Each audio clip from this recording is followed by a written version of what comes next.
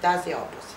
Значи давате си едно широко поле в съответствие с това, в което вашето НПО се занимава, примерно в социалните дейности или в обучението на млади хора, или в културата. Въобще с това, с което се занимава НПО-то ви в най-широк кръг, който можете. И им казвате, вие имате ли такива намерения? Обикновено получават отговор, защото и те се търсят партньори, поради проста причина, че и на тях им трябва, за да могат да кандидатстват по програми и проекти. И когато ви имате подготвени партньори, за да кандидатствате след това, на вас ще ви е много по-лесно, когато се отвори съответната вратичка за кандидатстване. Преди това, вие ще си разпишете проекта, ще видите, че е отворена програмата. Да, ама то имате един месец, по който трябва да си подадете апликационната форма и през този един месец партньор ли да търсите, да се договаряте ли с тях, да си разпределяте ли задълженията. Така като си имате една база с партньори, вече можете, когато имате конкретно намерение, да конкретизирате с тях и да видите кой от партньорите ви е най-подходящ за това намерение. Нали? Защото вие ще търсите партньори в различни сфери. Но другото, което е много важно, изключително важно, да имате база с идеи. Тази база с идеи не е нужно да бъдат разписани под формата на проект. Те просто трябва да бъдат идеи, насочени в сферата на вашата дейност. Базата с идеи е важна, защото когато се отвори съответния проектен период на съответната програма, също трябва да имате много бърз вариант за реакция. И там трябва да съобразите някои от своите идеи според изискванията на програмата. Тази програма, примерно, дава и идеи за обучение на НПО-та.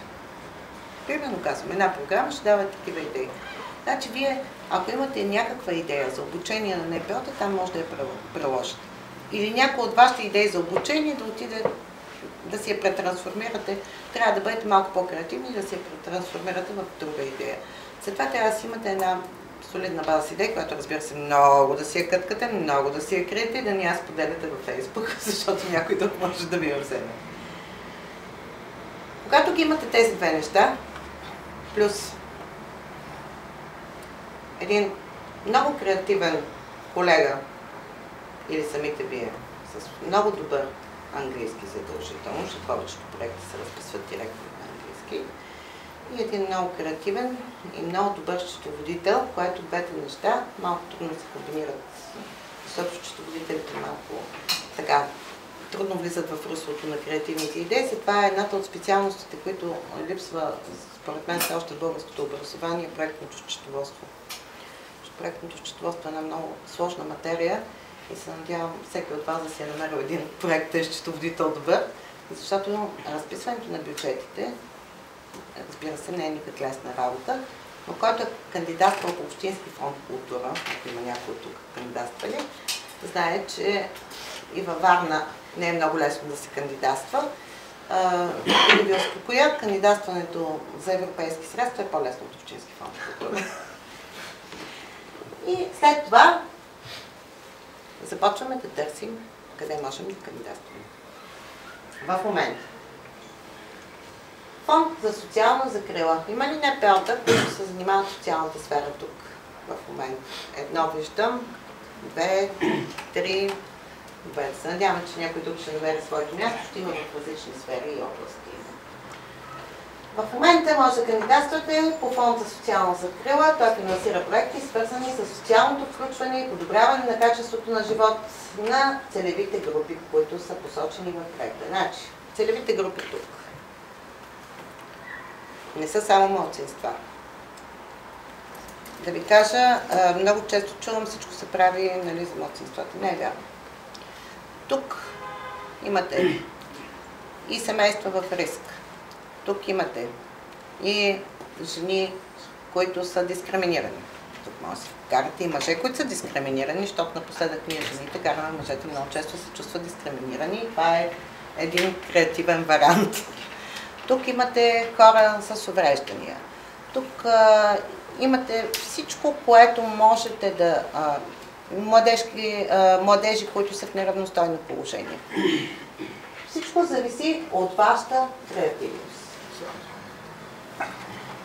Тези неща ще можем да ги получим. Абсолютно всички, които присъствате тук, ще можете да получите цялата презентация. Точно това говорихме с организаторите, защото има линкове към съответната програма. Аз ви маркирам в момента програмите, които са отворени. Съответните линкове ви насочват с всичките подробности. Разписано е много добре. По пътя на това, което говорим, искам да ви кажа няколко неща, които са допълнителни. А иначе... Аз знам да записваме или доколкото записваме. Не, ще получите всички. Всички ще получите цялата презентация. Много е важно, когато разписвате своя проект, да ползвате съответния проектен език. За всяка програма проектен език, за съжаление, е различен. Съвет от мен, съвет от хора, които и мен са научили. Не ползвайте готови, разписани проекти, защото повечето, особено когато фондации финансират, искат да видят вашата креативност, вашата идея, вашето обяснение. И в същото време проектният език е важен и той е разписан в самите условия. Там пише: фонда ще финансира еди какво си, защото това са целите на фонда. Тези цели на фонда трябва да влязат при разписването на вашето проектно предложение. Вие трябва да отговаряте на една поне от целите. Вие трябва да имате задължително, според изискванията, нали, някой искат една от групите, които са целевите, но може някой да иска и 2 или 3 целеви групи да обхванете. Това е много важно да го прочетете, да го видите и да го разпишете вътре в проектното си предложение. Проектният език е сух, като материя. Там не може да пишете, че вие ще направите най-красивата статуя на центъра на Варна. Тя може да е изключително красива, но там вие трябва да опишете тази статуя, защо искате да я поставите точно на центъра на Варна. Ама с какво поставите на центъра на Варна, тя отговаря на целите на този, който ще ви финансира. И каква обществена полза тя ще донесе. Разбирате ли ме? В никакъв случай не трябва да си пишем съчинения на волна тематика. В повечето проектни формуляри имате до 120 знака, до 1200 знака или до 600 знака. Не пишете повече знаци, отпадат. Просто ще отпаднете. Ако напишете 300 знака и кажете, че това отговаря на техните цели, тези 300 знака са пределно достатъчни. Не пишем литературни съчинения, разписваме проекти. Така че много е важно това и можете сами да си разпишете просто и лесно проект. Тук съм ви дала в началото линк. Можете да кандидатствате почти всички, които имате регистрирани НПО-та, било в обществена полза, било в частна полза, по този програма. Финансират организирани на културни, спортни, други мероприятия, насочени към социално включване. Това е Фонда за социална закрила е една толкова широко поле за изява, че просто има достатъчно много средства за финансиране. Много бързо разглеждат проектите в рамките на 2-3 месеца. Така че това е добра алтернатива за вас. Има линк, проверете го. Сега, Хоризонт 2020, любимата програма на всички общини, на всички политици в момента и всъщност на почти всички нас. Хоризонт 2020 е една наистина много добра програма. Тя е от 2014 до 2020 година. И тук става въпрос за иновации. И всеки ще каже, добре, моето НПО, как ще кандидатства за иновации, аз не създавам научни проекти и така нататък. Не сме малко и средно предприятие. В момента по Хоризонт 2020 има отворени врати и тук, къде могат да кандидатстват НПО. Иновативни подходи за повишаване привлекателността на научното образование и научната кариера на младите хора. Всякакви типове обучения, всякакви типове публичност, по хоризонта, можете да кандидатствате. Също ги има с едно линкче, може да влезете и да ги видите. Новаторски подход в оповестяването и разпространението на резултати от научни изследвания и измерване на ефект. Знаете ли колко широко понятие е това? С малко идея и креативност, ето още една програма, която може всяко едно НПО да кандидатства и своите цели и идеи да ги приложи на практика. Оценка на разходите от нарушения в ръководенето на научни изследвания и социално-икономическата полза от целокупността на изследванията. Също толкова широко понятие, особено за хора, които са граждански активни, за такива организации, които се занимават с проследяване на случващото се, както в нашия град, така и в страната. Ето тук има мястото да покажат своята гражданска позиция. Интегриране на обществото в науката, тук също имаме възможности и промотиране равенството между половете, научните изследвания и иновации също има в момента. Това са отворени вратички. Всичките са до 16 септември крайен срок. Има прекрасни възможности, тъй че използвайте хоризонта, той е за вас. Още една много интересна програма, по която много... Мога ли малко да седна, защото нещо линия как ме заболя, но мисля, че гласа ми се чува. Черноморският тръст регионално сътрудничество е също една добра възможност. Все още се чака да се отворят програмите по него, но можете предварително да се запознаете с широките цели на тръста. И тук също има много възможности за гражданско участие, за споделяне с медии, гражданските сектори, тъй че има възможност за развитие на НПО-тата в тази сфера. Тук проектните предложения са задължително на английски език, само по формата, която се предоставя. Сложила съм ви един линк, за да можете да си влезете. Субсидиите са между 5000 и 75 000 долара. Да, там в долара се финансира, като повечето попадат в диапазона между 15 и 20 000 щатски долара. Тук имаме 100% финансиране, няма съфинансиране от страна на организациите, значи каквото ви финансирате на 100%. И решения се взимат на всеки от 6 до 8 седмици, като се кандидатства по него, така че много бързо можете да видите дали ще бъдете одобрени или не одобрени. Няма да чакате около година. Толкова беше, нали? Около година се чака иначе за одобрение, така че вижте, има възможности по тръста, финансират. Тръста за социална алтернатива. Също в момента има възможност да се кандидатства по него текущ срок. Има за цел да насърчава възможностите, които помагат на най-непривилегированите граждани на България да постигат образователен и икономически успех. Това е за вас. Това ще ми кажете. Да, това е само за вас. Или за всички, които в тази сфера на всякакъв вид обучения, включително и БИХАЙФ, могат да се ориентират на там. Кандидатстващите изпращат проектна концепция. Тук това е разликата по електронна поща. Според инструкциите, сложила съм ви също линкче, има инструкции за малък, среден. Имат и големи грантове, но за България не са предвидени големи грантове, само малък и среден грант. Установяват контакт с вас те.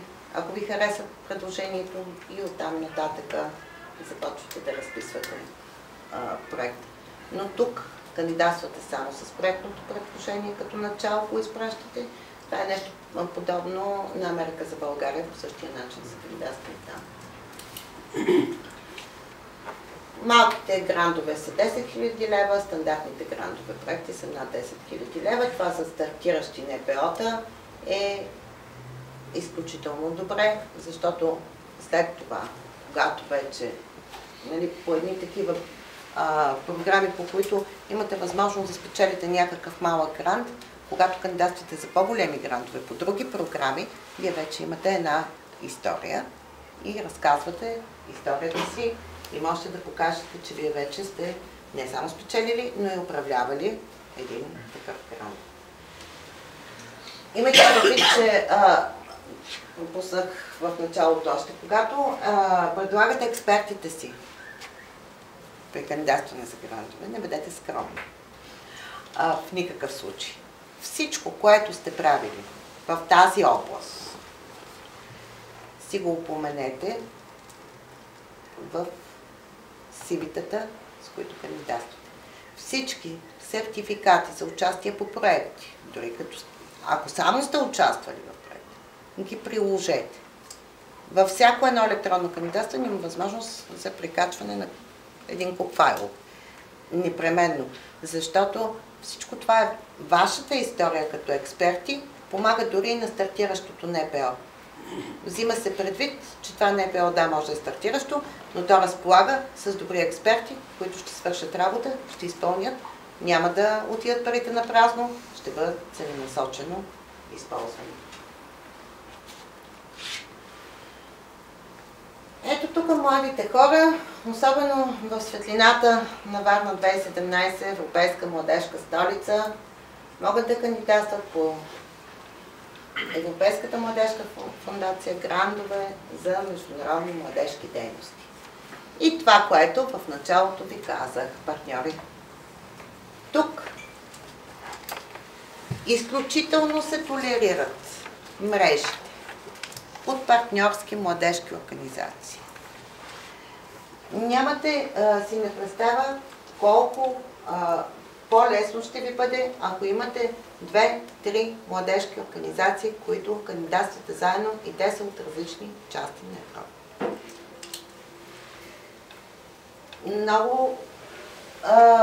Много е добре, защото дават финанси за пилотни дейности и създаването на една такава мрежа пък с пари по фонда ще ви помогне и за бъдеще при кандидатстване по други проекти. Защото създавайки мрежа от младежки организации, които са работили заедно, вие в бъдеще ще можете да продължите и да работите заедно. Фондът за сътрудничество на Централно имате опит, защото крайният срок за кандидатстване в момента е до 20 май, макар че те ще отварят, очаква още една врата есента. Той е насочен към засилване на сътрудничеството между държавите членки на Европейския съюз. Дейностите са насочени към изграждане, трансфер на знания, споделяне, обмен на опит. И ето тук, ако имате, всички теми съм ви дала, ако имате вече изградени партньорства, можете да ги ползвате. Кратичък е срока до 20 май да го разгледайте, защото ще има по този фонд още отворени врати. Тук допустими кандидати са и юридически лица, които са с стопанска цел и такива, които са с нестопанска цел. Това му е добре на него, могат да кандидатстват и фирми. Финансирането не е голямо до 15 000 евро, но пък е добър старт за малки, новосъздадени НПО. Грантове на Националната фондация за демокрация, специално за НПО-тата. За тези грантове. Крайният срок тук е малко по-добър, 19 юни. Имате време да се ориентирате и да се пробвате още сега и веднага. Националната фондация за демокрация осигурява финансиране на неправителствени организации в целия свят. Те работят за укрепване на демократичните ценности. Значи тук всички, които се занимават в сферата на демокрацията, правата на човека, гражданското общество, могат да кандидатстват. Всички условия са на линка, който съм предоставила. Отново допустимите кандидати са неправителствени организации, граждански организации, асоциации, независими медии и други организации. И тук, както и по предните фондове, не се допуска финансиране на физически лица. Тук не се финансират и държавни власти обаче. И Грантовете са, субсидиите тук са хубави, така добре, средната субсидия е около $50,000. За проект, продължителността на проектите трябва да бъде до 12 месеца. Така че това е един много добър шанс в момента да се ориентирате за кандидатството. Съвсем скоро обявиха наградите Rolex за 2015 година. Имайте предвид, че и много фирми, световно известни, също обявяват своите грантове. Rolex е една от фирмите, които обявяват грантове. Има и други фирми, но понеже те сега са в момента, може да се кандидатства по тях, това ви представям Rolex. До 31 май може да се кандидатства. Допустимите кандидати са над 18 години, без ограничение във възрастта.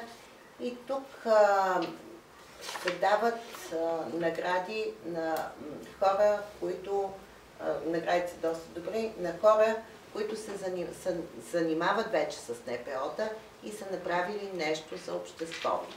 Както къде беше това хубавото момче, което каза, че с роботика обучават млади хора? Да.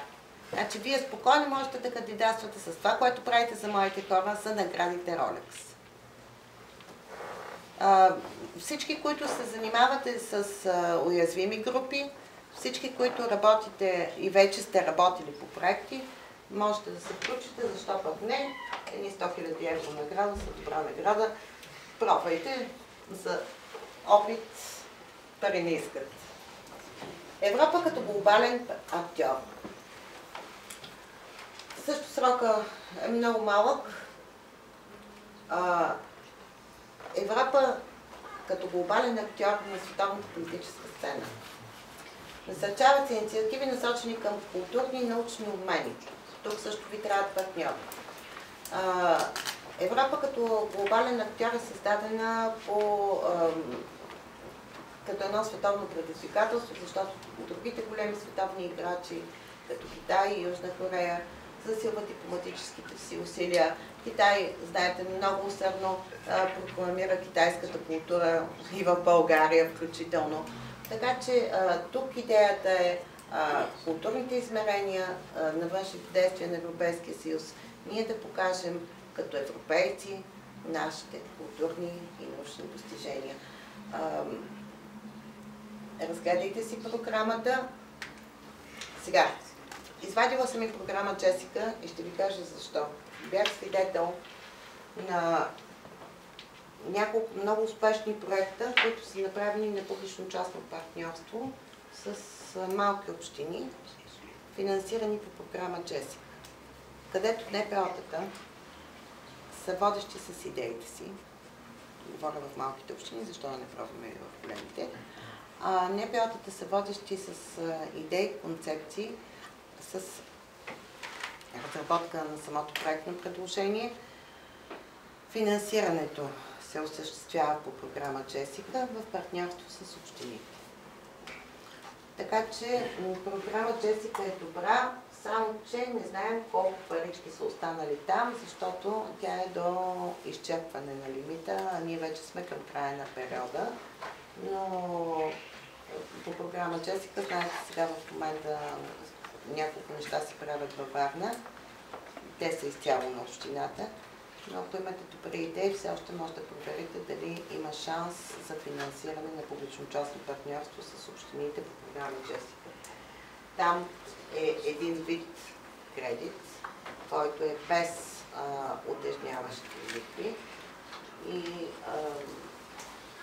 дават за изграждане на инфраструктура, спортни обекти, културни обекти и всичко насочено в тази област. Ето, допустимите кандидати са общини, публично-частни партньорства, частни инвеститори. Но публично-частните партньорства са едни от най-успешните в програма Джесика. До 30 юни 2015 година е крайният срок за финансиране в фонда. Фонд за двустранни отношения, програма БГ-12. Домашно насилие и насилие, основано на полов признак. Това е една сравнително нова програма. До 1 декември 2015 година се приемат проектните предложения. Имате прекрасно много време да помислите в тази област. Укрепване на двустранните отношения между България и Норвегия е целта на този общ механизъм. Това е програма за партньорство. И има две грантови схеми. Първата мярка е услуги за подкрепа на жертвите на домашно насилие и насилието по полов признак. Мярка 2 е покана за представяне на проектни предложения, организиране на кампании, повишаващи обществената чувствителност. Тук почти всички НПО-та могат да се включат. Изследване и събиране на данни и услуги в подкрепа на домашното насилие. Много са грантовите схеми. Тук можете да се ги видите по срокове, защото не съм пуснала всичките срокове, но в момента са отворени 3 от тях, така че опитайте и я вижте. Направление Европейска памет за миналото, програма Европа на гражданите 14-20. Може да се подкрепят проекти за културно многообразие и общочовешки ценности в най-широкия смисъл. Тук може историците да се включат и това е насочено, основно цялата програма е насочена към младите хора, така че всички, които искат да се занимават с обучаване на млади хора и с изграждане на тяхната историческа памет, могат да се ориентират към тази програма. Тук максималният допустим размер на безвъзмездните средства на проекта е до 100 000 евро. Проектите са наистина много мащабни. Максималната продължителност на проекта е 18 месеца. Така че в проекта трябва да участват организации от поне една държава членка, но се дава предимство на трансграничните проекти, транснационалните проекти, което означава, че партньорските проекти се толерират. Когато видите някъде в някаква програма, че се дава предимство на определени тип проекти, гледайте да използвате това предимство, защото то ви носи бонус точки винаги и задължително. Така че е хубаво да се използват бонусите. И сега е една програма, която отидахме много далеч от тук, но тази програма е много добра и много малко български организации обаче се ориентират да кандидатстват към нея. Оказа се, че 2 или 3 организации от България са финансирани по тази програма. Със сметка на това македонците са се ориентирали много добре в това отношение. Програмата Фондация Нипон и японска фондация, която има текущ срок на кандидатстване към нея. Половин година преди да започнете да имате идея да започнете да реализирате вашето проектно предложение, кандидатствате към Фондация Нипон, между другото съм ви сложила едно линче към нея. Фондация Нипон финансира в страшно много области. Подпомагане на основните човешки нужди. И ако си помислите кои са основните човешки нужди, те са толкова широки, че няма повече на къде, както и развитие на човешките ресурси. Задължително е организацията да не е регистрирана в Япония. Само чуждестранни организации финансират, но аз така като гледам, тук нямаме регистрирани организации в Япония. Иначе те наистина финансират така много сериозно организации от цял свят.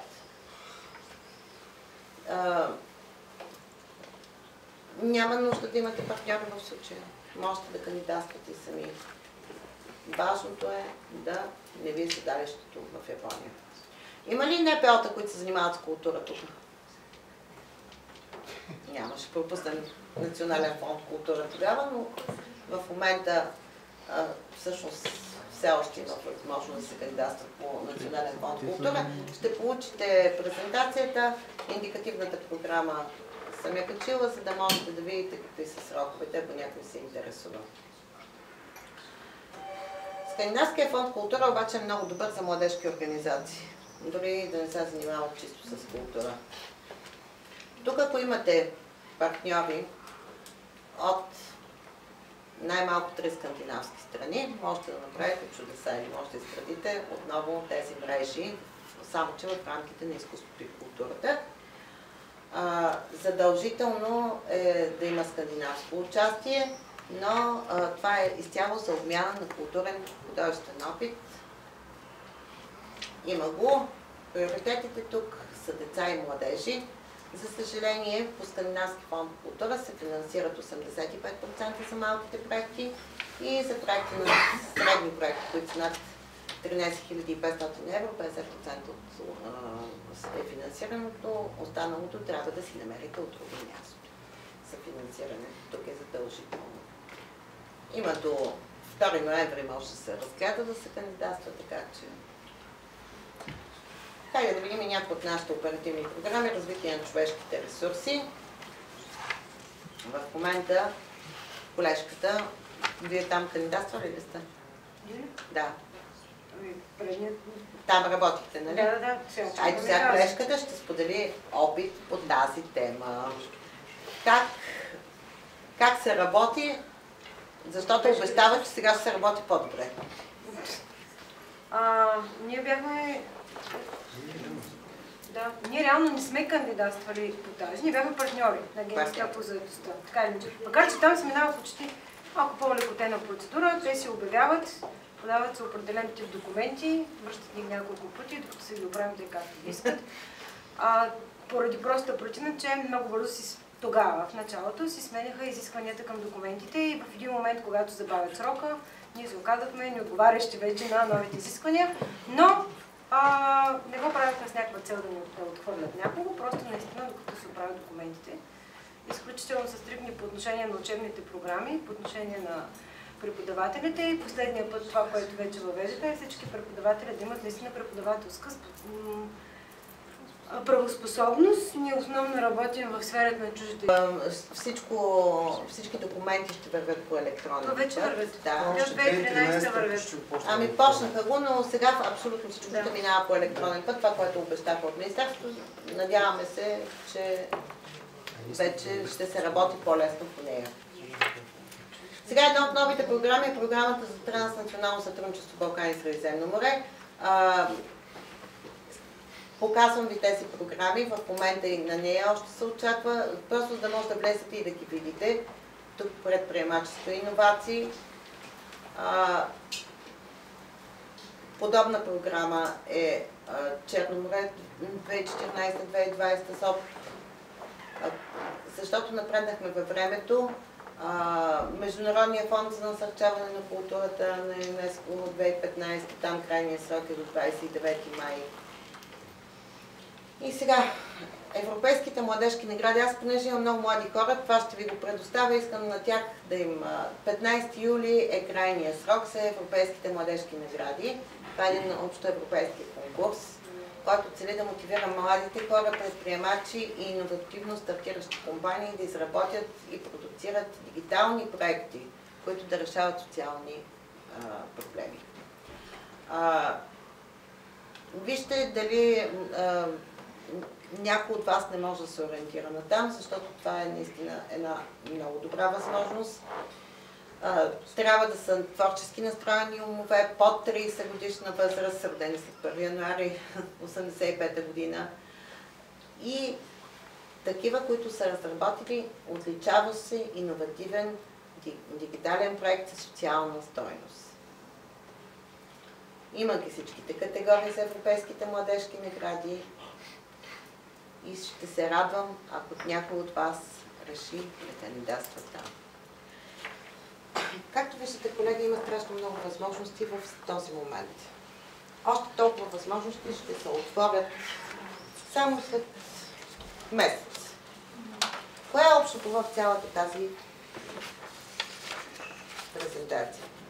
Общото е, че ние трябва да чакаме да отворят вратата, за да тръгнем да си правим проекта. А трябва да имаме идеи какво искаме да направим преди това и да адаптираме нашите идеи към възможностите за финансиране. Да излезем от руслото, защото наскоро кандидатствахме всъщност наскоро, преди нова година, помогнах на едно НПО, които кандидатстваха по програмата в подкрепа на НПО-тата, където от 640 проекта се класирахме на 8 място. И сега очакваме договор. И това НПО се занимава с предоставяне на една социална услуга, която е за деца с определено увреждане и нямаха възможност, защото програмата не финансира предоставяне на социални услуги. Викам, добре, ама тези деца имат родители. Тези деца имат близки. Вие им предоставяте услугата тук, но вие също така можете и да обучавате техните родители и техните близки на всичко това, което вие знаете, за да го прилагате вкъщи и да бъдат полезни на същите тези деца. И всъщност това ни беше проектът. Проектът беше насочен към обучение на родителите, на такива деца. Излязахме от руслото на чистото предоставяне на социалната услуга. И приспособихме техните знания и умения към изискванията на програмата. Така че трябва да мислите в тази насока, да мислите по-широко и нещата се случват. Има прекрасни възможности, само да има желание. Въпроси съм готова да отговарям на всяка. Ваши визитки? Мои визитки има там и отделно ще ви дам. Всички ще си получите презентацията, следете, намерете си партньори и следете всичко, което се показва в интернет.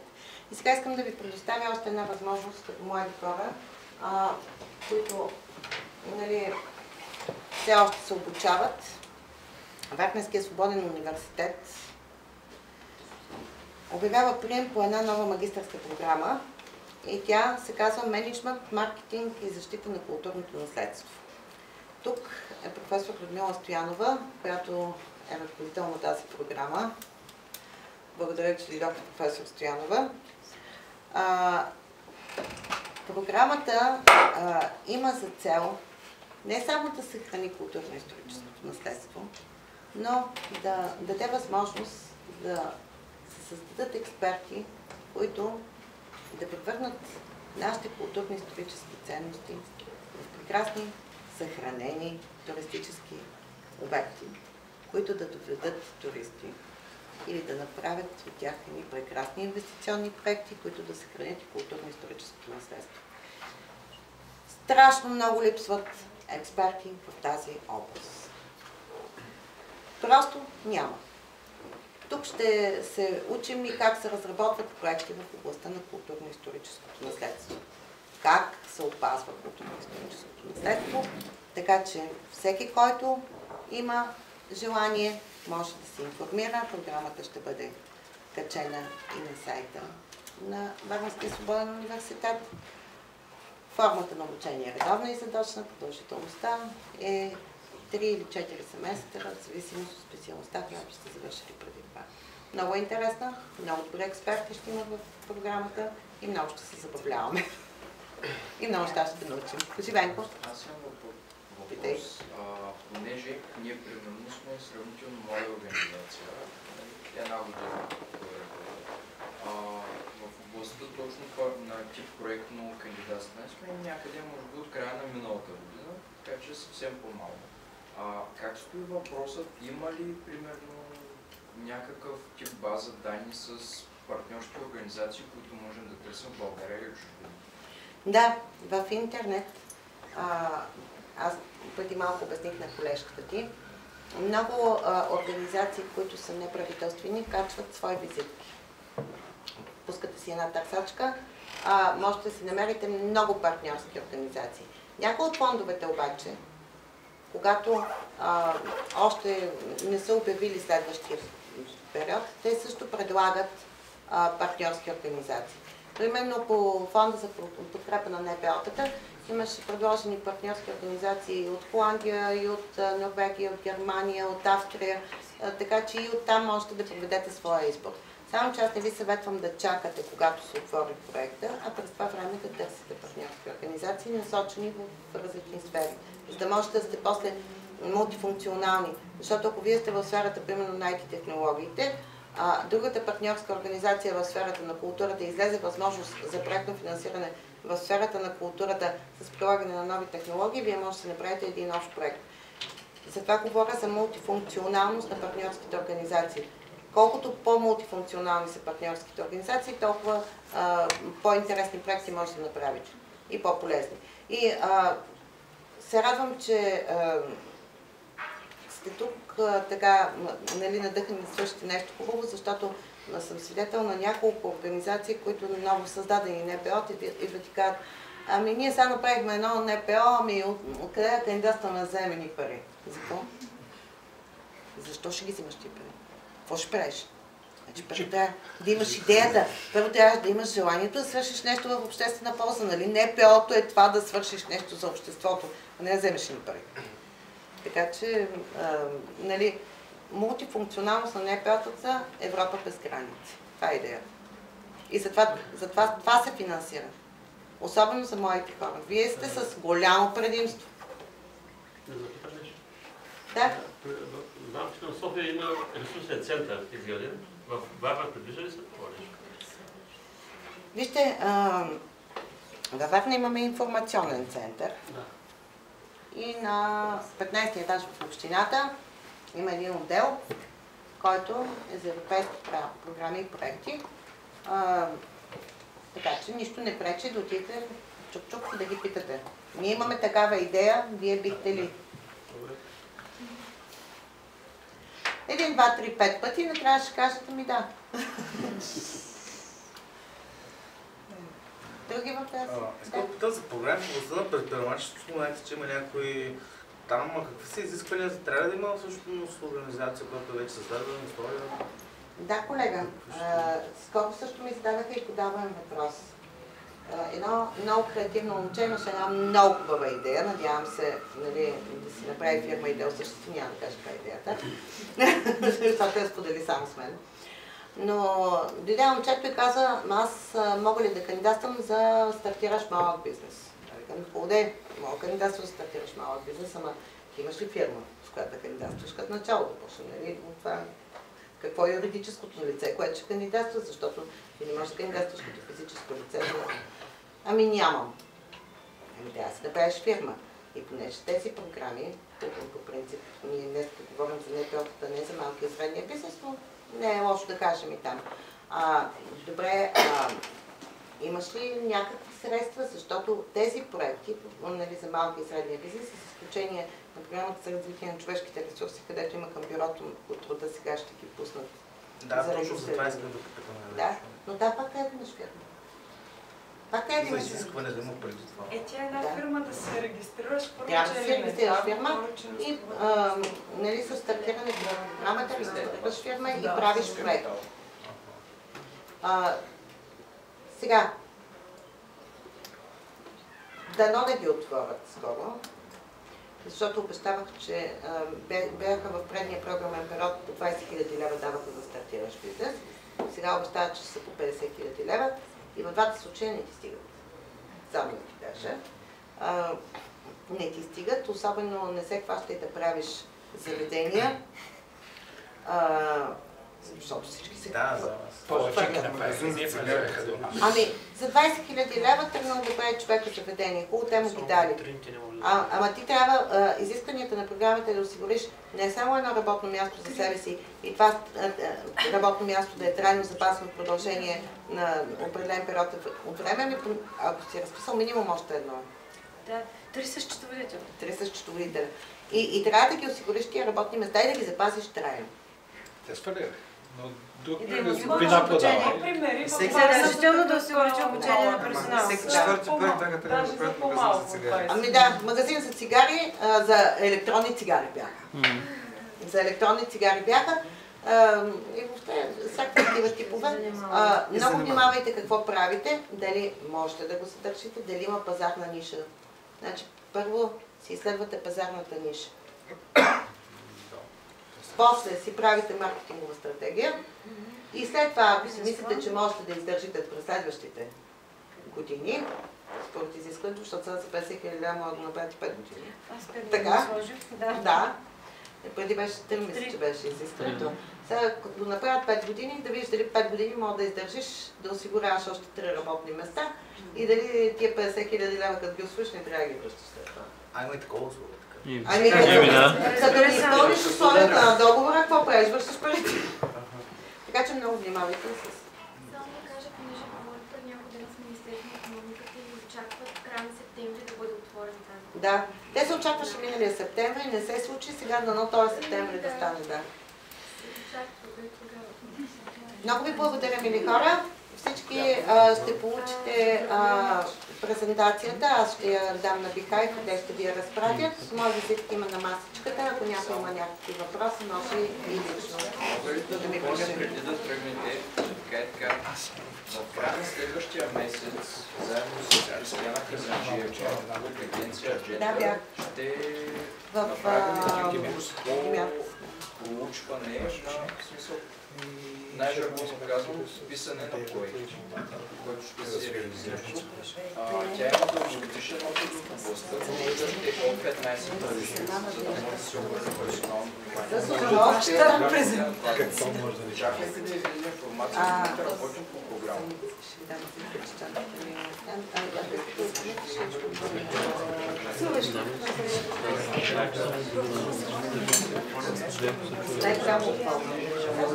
Техниката е